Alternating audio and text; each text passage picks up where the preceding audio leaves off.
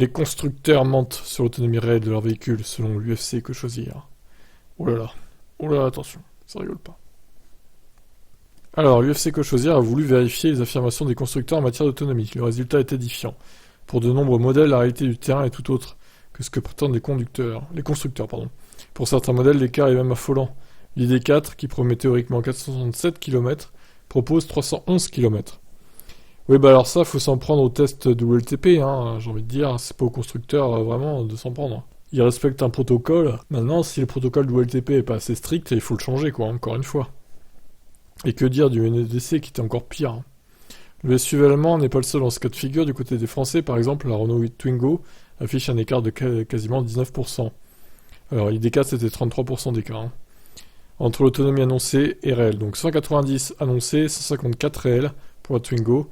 La Peugeot i2008, c'est 22% d'écart, 340 contre 264 seulement. Tesla n'est pas en reste, puisque l'UFC Que Choisir a noté un écart de 26,8%, 507 contre 371. Pourquoi cette différence substantielle d'après l'organisme? La faute est à rejeter au protocole du LTP, bah oui, qui ne prend pas en compte l'usage réel de leur voiture par les conducteurs. En outre, il faut également se méfier des promesses en matière de temps de recharge. L'UFC Que Choisir rappelle en effet que la voiture n'est jamais rechargée à pleine puissance durant tout le processus afin d'éviter de l'endommager trop rapidement. Là encore, les chiffres annoncés par les constructeurs sont donc souvent loin de la réalité. Ouais, alors, qu'est-ce qu'ils veulent dire par usage réel des conducteurs? Ça, c'est encore... Parce que l'usage réel, ça peut très bien être ville et agglomération et route, pas autoroute, par exemple. Parce que là, j'imagine quand même qu'ils ont fait de l'autoroute, hein, pour avoir des autonomies si faibles. Clairement, le modèle Y grande autonomie, 371 km, ils ont fait une bonne partie d'autoroute, au moins la moitié, je dirais, hein, pour avoir un chiffre pareil.